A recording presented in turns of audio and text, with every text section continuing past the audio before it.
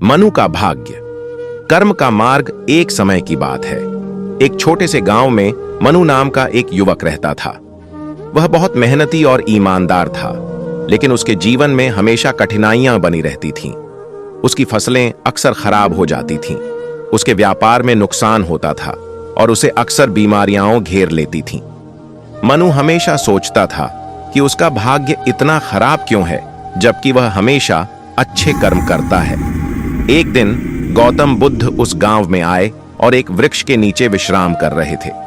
मनु ने बुद्ध के बारे में सुना था और वह उनसे मिलकर अपनी परेशानी बताने के लिए उत्सुक था। वह बुद्ध के पास गया और उन्हें प्रणाम करके बोला, भगवान, मैं हमेशा अच्छे कर्म करता हूं, किसी को दुख नहीं पहुंचाता, फिर भी मेरे जीवन में इतनी परेशानियां क्यों हैं? मेरा भाग्य इतना खराब क्यों है? बुद्ध ने मनु की बात ध्यान से सुनी और मुस्कुराकर कहा, मनु, तुम्हारा वर्तमान जीवन तुम्हारे पिछले कर्मों का फल है। जिस प्रकार एक बीज बोने के बाद ही फल मिलता है, उसी प्रकार हमारे द्वारा किए गए कर्मों का परिणाम भी हमें भोगना पड़ता है। मनु थोड़ा हैरान हुआ। उसने पूछा, भगवान, मेरे पिछले जन्म के कर्म, मुझे तो अपने पिछले जन्म के बारे में कुछ भी याद नहीं है। बुद्ध ने समझाया, मनु, भले ही तुम्हें अपने पिछले जन्म याद ना हो, लेकिन तुम्हारे द्वारा किए गए हर कर्म का लेखा जोखा रहता है। जिस प्रकार संचित धन समय आने पर काम आता है, उसी प्रकार संचित कर्मों का फल भी समय आने पर मिलता है। तुम्हारे वर्तमान जीवन की कठिनाइयां शायद तुम्हारे पिछले जन्मों के कुछ नकारात्मक कर्मों का परिणाम है। फिर बुद्ध ने एक कहानी सुनाई।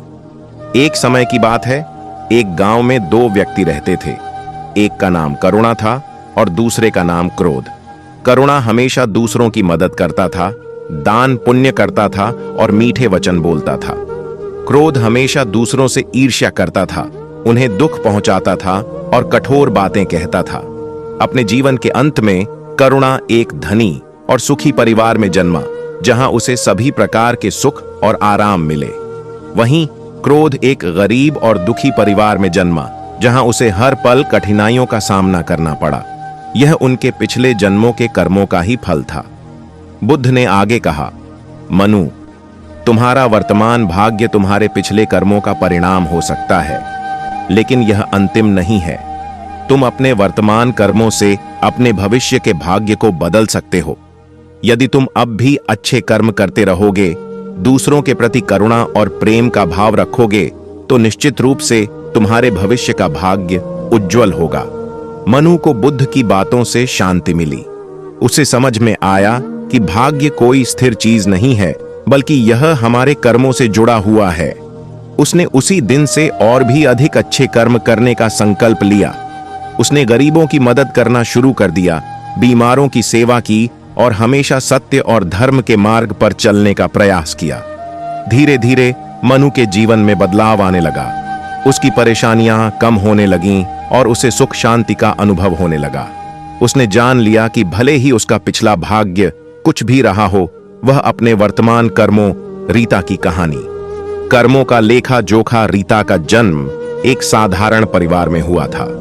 ज्योतिषियों ने उसकी जन्म कुंडली देखकर कहा था कि उसका भाग्य बहुत उज्जवल है, वह धनवान बनेगी, उसका विवाह एक अच्छे परिवार में होगा और वह जीवन में खूब सुख समृद्धि प्राप्त करेगी। रीता के माता पिता यह सुनकर बहुत खुश हुए और उन्होंने अपनी बेटी का पालन पोषण बड़े प्यार से किया। जैसे जैसे रीता बड़ी हुई, वह एक मेहनती और ईमानदार लड़की साबित हुई। उसने अपनी पढ़ाई में खूब मन लगाया और हमेशा दूसरों की मदद के लिए तैयार रहती थी। उसने कभी किसी का बुरा नहीं चाहा और हमेशा सच्चाई का साथ दिया। हालांकि रीता के जीवन में कुछ ऐसी मुश्किलें भी आईं जिनकी भविष्यवाणी ज्योतिषियों ने नहीं की थी। उसे एक गंभीर बीमारी का सामना करना पड़ा, जिससे उबरने में उसे काफी समय और प्रयास लगा। उसके पहले प्रेम संबंध में उसे धोखा मिला, जिससे वह बहुत टूट गई। व्यापार में भी उसे कई बार नुकसान उठाना पड़ा। रीता अक्सर सोचती थी कि अगर उसका भाग्य इतना उज्जवल लिखा गया था, तो उसके जीवन में इतनी कठिनाइयां क्यों आ रही हैं। एक दिन वह एक ज्ञानी संत से मिली और उनसे अपने भाग्य के बारे में पूछा। संत ने रीता को ध्यान से सुना और कहा, बेटी, तुम्हारा भाग्य निश्चित रूप से लिखा गया था, लेकिन यह केवल तुम्हारे जन्म के समय ग्रहों की स्थिति पर आधारित नहीं था। तुम्हारा भाग्य तुम्हारे कर्मों से भी लगातार लिखा जा रहा है।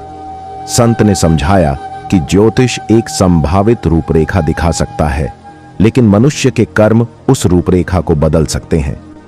रीता ने अपने वर्तमान जीवन में जो अच्छे कर्म किए थे, अपनी मेहनत, ईमानदारी और दूसरों की मदद करने का स्वभाव, वे उसके भाग्य के उज्जवल पहलू को मजबूत कर रहे थे। लेकिन उसके पिछले कर्मों के कुछ नकारात्मक फल भी उसे इस जीवन में भोगने पड़ रहे थे, जो उसकी कठिनाइयों का कारण बन रहे थे। संत ने आगे कहा, हर पल हर कर्म जो तुम करती हो, वह तुम्हारे भविष्य के भाग्य का एक नया पृष्ठ लिखता है। यदि तुम अच्छे कर्म करती रहोगी तो निश्चित रूप से तुम्हारा भविष्य और भी उज्जवल होगा, और यदि तुम बुरे कर्म करोगी तो तुम्हारे अच्छे भाग्य पर भी नकारात्मक प्रभाव पड़ सकता है। रीता को संत की बातों से एक नई दिशा मिली। उसे समझ में आया कि भाग्य कोई स्थिर चीज नहीं है जिसे एक बार लिख दिया गया हो। यह तो एक बहती हुई नदी की तरह है जो हमारे कर्मों के प्रवाह से लगातार बदलती रहती है। उसने अपने अच्छे कर्मों को जारी रखा और जीवन की चुनौतियों का साहस के साथ सामना किया। धीरे धीरे उसके जीवन में सुख और समृद्धि फिर से आने लगी, लेकिन इस बार वह जानती थी कि यह केवल उसके जन्म के भाग्य का फल नहीं है, बल्कि उसके अपने कर्मों का भी परिणाम है। रीता की कहानी से यह स्पष्ट होता है कि मनुष्य का भाग्य केवल जन्म के समय ही नहीं लिखा जाता, बल्कि यह हमारे जीवन भर हमारे हर कर्म के साथ लगातार लिखा जाता रहता है। हमारे वर्तमान कर्म हमारे भविष्य के भाग्य को आकार देने में महत्वपूर्ण भूमिका निभाते हैं। गरुड़ पुराण में मनुष्य के भाग्य के बारे में कई दृष्टिकोण प्रस्तुत किए गए हैं, जो इस प्रश्न का सीधा और एक ही उत्तर देना जटिल बनाते हैं। विभिन्न संदर्भों और अध्यायों के आधार पर कुछ मुख्य बातें इस प्रकार हैं। 1. कर्मों के आधार पर कर्म सिद्धांत। सबसे महत्वपूर्ण सिद्धांत गरुड़ पुराण कर्म के सिद्धांत पर बहुत जोर देता है। इसके अनुसार मनुष्य का भाग्य उसके पिछले और वर्तमान जन्मों के कर्मों के आधार पर निर्धारित होता है। हर कर्म का फल, अच्छे कर्मों का फल अच्छा और बुरे कर्मों का फल बुरा होता है। यह फल इसी जन्म में या अगले जन्मों में मिल सकता है। संचित कर्म। पिछले जन्मों के कर्म संचित रहते हैं और इस जन्म के भाग्य को प्रभावित करते हैं। क्रियमाण कर्म। इस जन्म में किए गए कर्म भविष्य के भाग्य का निर्धारण करते हैं। इस दृष्टिकोण से मनुष्य का भाग्य कोई स्थिर चीज नहीं है जो एक बार लिख दी गई हो, बल्कि यह लगातार उसके कर्मों के द्वारा बनता और बदलता रहता है। 2. जन्म के समय ज्योतिषीय प्रभाव। गरुड़ पुराण में ज्योतिषीय प्रभावों का भी उल्लेख है। जन्म के समय ग्रहों और नक्षत्रों की स्थिति व्यक्ति के स्वभाव और कुछ संभावित घटनाओं को प्रभावित कर सकती है। हालांकि इसे कर्मों के अधीन माना जाता है। ज्योतिषीय योग केवल उन संभावित फलों को दर्शाते हैं जो व्यक्ति अपने कर्मों के अनुसार प्राप्त कर सकता है। 3. गर्भ में। कुछ अन्य धार्मिक ग्रंथों की तरह गरुड़ पुराण में गर्भ में भाग्य लिखे जाने का स्पष्ट उल्लेख नहीं मिलता है। इसका मुख्य जोर कर्मों के सिद्धांत पर ही रहता है। भ्रूण के विकास के चरणों का वर्णन जरूर किया गया है, लेकिन भाग्य निर्धारण के विशिष्ट समय का उल्लेख नहीं है। 4. मृत्यु के बाद। गरुड़ पुराण मृत्यु के बाद आत्मा की यात्रा और उसके कर्मों के अनुसार स्वर्ग या नरक में जाने का विस्तृत वर्णन करता है। इस संदर्भ में यह कहा जा सकता है कि मृत्यु के बाद आत्मा अपने कर्मों का फल भोगती है, जो उसके अगले जन्म के भाग्य को भी प्रभावित करता है। संक्षेप में गरुड़ पुराण के अनुसार मनुष्य का भाग्य मुख्य रूप से उसके कर्मों के आधार पर निर्धारित होता है। यह एक सतत प्रक्रिया है जो पिछले और वर्तमान जन्मों के कार्यों से प्रभावित होती है। जबकि ज्योतिषीय प्रभाव भी माने जाते हैं, वे कर्मों के अधीन ही हैं। इसलिए यह कहना सही होगा कि मनुष्य का भाग्य हर पल हर कर्म के साथ लिखा जाता रहता है, जिसका फल उसे इस जन्म या अगले जन्मों में मिलता है। रामू को कर्मों का फल। रामू एक छोटे से गांव में रहता था। वह स्वभाव से बहुत आलसी और स्वार्थी था। वह कभी किसी काम में मन नहीं लगाता था और हमेशा दूसरों पर निर्भर रहता था।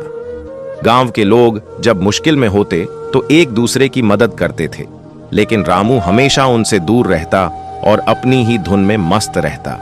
एक बार गांव में सूखा पड़ गया। लोगों की फसलें बर्बाद हो गईं और खाने पीने की किल्लत होने लगी। गांव के सभी लोग मिलकर इस संकट का सामना करने की कोशिश कर रहे थे। कुछ लोग दूर से पानी लाने में जुटे थे तो कुछ बचे हुए अनाज को मिल बांट कर खा रहे थे। लेकिन रामू अपने घर में दुबका रहा और दूसरों की मदद करने से कतराता रहा। उसने सोचा कि किसी तरह उसका गुजारा हो जाएगा।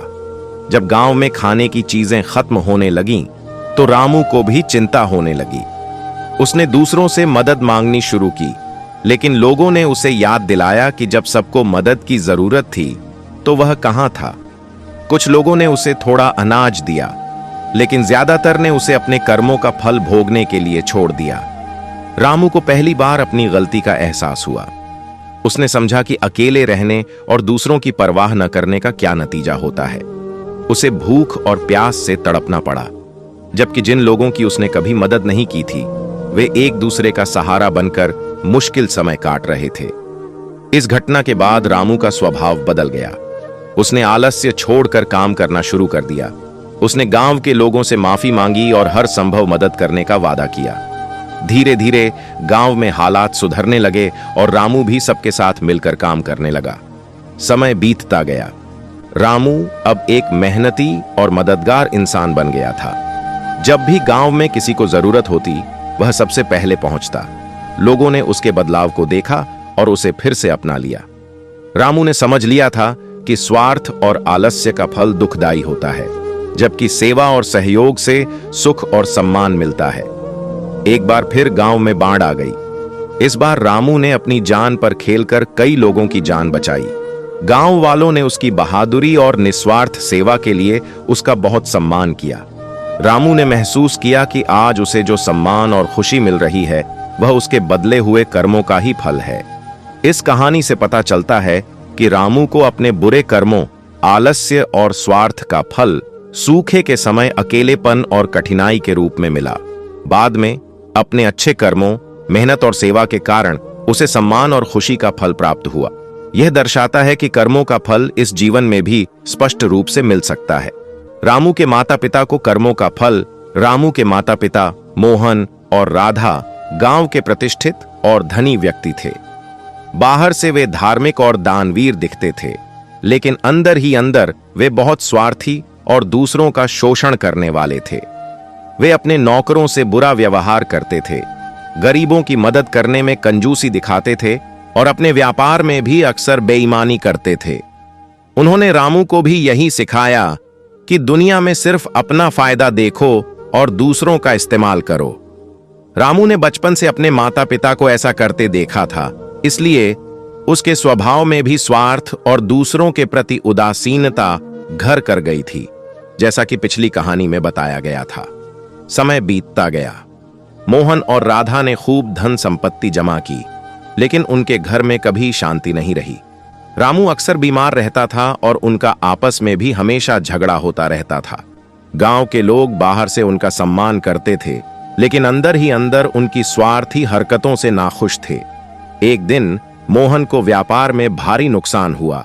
उनकी सारी जमा पूंजी डूब गई और वे अचानक गरीब हो गए। इसके बाद राधा भी गंभीर रूप से बीमार पड़ गईं और उनके इलाज में बहुत पैसा खर्च होने लगा। जिन लोगों का उन्होंने कभी शोषण किया था, उनमें से कुछ ने तो उनकी हालत देखकर खुशी जताई, जबकि कुछ ने उदासीनता दिखाई।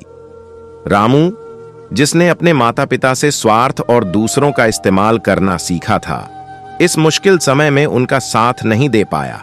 वह खुद भी अपनी परेशानियों में उलझा हुआ था और उसे दूसरों की मदद करने की आदत नहीं थी। मोहन और राधा को अपने बुरे कर्मों का फल अब स्पष्ट रूप से दिखाई देने लगा था। उन्होंने दूसरों को दुख पहुंचाया था और अब वे खुद दुख भोग रहे थे। उन्होंने कभी दूसरों की परवाह नहीं की थी और अब कोई उनकी परवाह करने वाला नहीं था। उनकी गरीबी और बीमारी के समय कुछ ऐसे गरीब लोग जिन्होंने कभी उनसे मदद मांगी थी और जिन्हें उन्होंने दुत्कार दिया था, चुपचाप उनकी थोड़ी बहुत मदद करते रहे। यह देखकर मोहन और राधा को अपनी गलती का गहरा एहसास हुआ। उन्हें समझ में आया कि उन्होंने जीवन भर दूसरों के साथ कैसा व्यवहार किया था और अब उन्हें उसी का फल मिल रहा है। अंत में मोहन और राधा अपनी बीमारियों और गरीबी से जूझते हुए चल बसे। उनकी मृत्यु के बाद उनकी संपत्ति का थोड़ा सा हिस्सा भी रामू ठीक से संभाल नहीं पाया, क्योंकि उसमें भी उनके गलत तरीकों से कमाए धन का अशुभ प्रभाव था। इस कहानी से पता चलता है कि रामू के माता पिता को उनके स्वार्थी और शोषणकारी कर्मों का फल उनके जीवन में गरीबी, अशांति और दूसरों की सहानुभूति की कमी के रूप में मिला। उनके बुरे कर्मों का प्रभाव उनके बेटे रामू पर भी पड़ा था, जिससे उसे भी जीवन में कठिनाइयों का सामना करना पड़ा। यह कर्म के सिद्धांत को दर्शाता है कि न केवल व्यक्ति स्वयं बल्कि उसके परिवार और आने वाली पीढ़ियां भी उसके कर्मों के फल से प्रभावित हो सकती हैं। मनुष्य के जन्म के बाद कर्मों का फल मिलना शुरू हो जाता है। यह प्रक्रिया कर्म सिद्धांत के अंतर्गत आती है, जो हिंदू धर्म, बौद्ध धर्म और जैन धर्म जैसे भारतीय दर्शनों का एक मूलभूत पहलू है। इसे विस्तार से समझते हैं। कर्म का सिद्धांत और जन्म। संचित कर्म, सांचिता कर्मा। प्रत्येक व्यक्ति अनगिनत पिछले जन्मों के कर्मों का एक संग्रह लेकर पैदा होता है। यह एक विशाल भंडार है। प्रारब्ध कर्म, प्रारब्धा कर्मा। इस संचित कर्मों का एक हिस्सा वर्तमान जीवन में फल देने के लिए नियत होता है। यही वह भाग्य है जिसे व्यक्ति अपने जन्म के साथ ही भोगना शुरू कर देता है। यह प्रारब्ध ही निर्धारित करता है कि व्यक्ति किस परिवार में जन्म लेगा, उसका स्वभाव कैसा होगा, उसे जीवन में सुख मिलेगा या दुख, स्वास्थ्य कैसा रहेगा आदि। क्रियमाण कर्म, क्रियमाना कर्मा। वर्तमान जीवन में व्यक्ति जो भी कर्म करता है, चाहे वह शारीरिक हो, मानसिक हो या वाचिक हो, वह नए कर्मों का निर्माण करता है। इन क्रियमाण कर्मों का फल भविष्य में मिलता है, या तो इसी जीवन में या अगले जन्मों में। जन्म के साथ ही फल मिलना शुरू। जैसे ही कोई मनुष्य जन्म लेता है, वह अपने प्रारब्ध कर्मों के अनुसार परिस्थितियों का अनुभव करना शुरू कर देता है। उदाहरण के लिए, एक धनी और सुखी परिवार में जन्म लेना पिछले जन्मों के अच्छे कर्मों का फल हो सकता है। एक गरीब या दुखी परिवार में जन्म लेना पिछले जन्मों के बुरे कर्मों का फल हो सकता है। जन्म से ही कुछ शारीरिक या मानसिक कमजोरियां होना भी प्रारब्ध कर्मों का परिणाम माना जाता है। वर्तमान कर्मों का महत्व। यह ध्यान रखना महत्वपूर्ण है कि मनुष्य केवल पिछले कर्मों का फल ही नहीं भोगता, बल्कि अपने वर्तमान कर्मों से अपने भविष्य को भी आकार देता है। अच्छे कर्म करने से सकारात्मक फल मिलते हैं और बुरे कर्म करने से नकारात्मक फल मिलते हैं। वर्तमान कर्म संचित कर्मों में जुड़ते जाते हैं और भविष्य के प्रारब्ध का निर्धारण करते हैं। निष्कर्ष, मनुष्य के जन्म के बाद ही उसके प्रारब्ध कर्मों का फल मिलना शुरू हो जाता है।